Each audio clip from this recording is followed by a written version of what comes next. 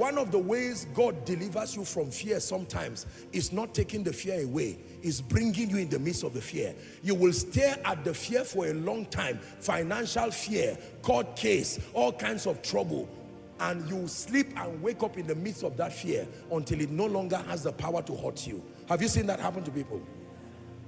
You ran away from your landlord, you were returning home in the night and leaving in the morning. One day you say, you know what, I will take myself to the landlord. You knock his house and say, sir, let me tell you the truth. I can't pay this rent. I'm not a criminal. My father is dead. My mother is dead. I'm a koinonia member. The person looks at you and says, God already told me to help you. At that point, there are some fears you will not fear again. Can I tell you the truth? Many times, the way to build courage in believers is not to take them away from the challenges, is to keep the challenges in the midst of them.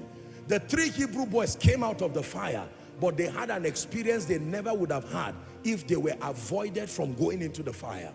It is true that the lions did not eat Daniel, but at least he was in proximity with them all through the night. No matter how friendly a lion is, if you look at it and it looks at you in a covered hole all through the night, something will happen to you about trusting God that will never leave you for the rest of your life. Did you hear what I said? The lion does not have to hurt you. The fact that you know there is no plan B.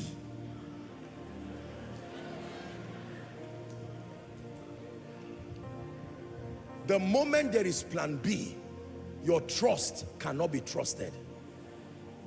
So God brings you to a point where plan B, C, E, F all fail, and you are face to face with what can destroy you. Then he will show you mercy. It's the reason why sometimes you come to preachers, you are lamenting, I lost this, I lost 1 billion, my life has gone down, my car, this one and that, my wife says she's leaving me. The man will say, have you eaten? And you're like, I'm telling you something serious. The man will say, sit down, let me tell you my own story. And when he's done telling you his own story, you will see how small your story is. He now says, let's pray, and you can trust God. One of the beautiful things about these seasons is that they will give you enough stories to comfort people with. You have not come out of the seasons if you don't come out with stories. I'm not talking of make-believe stories.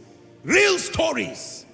Time will fail me to talk of Gideon and Jephthah and Barak, men who through faith subdued kingdoms, shut the mouths of lions. There must be a testimony of endurance, a testimony of trusting God in the midst of the fire.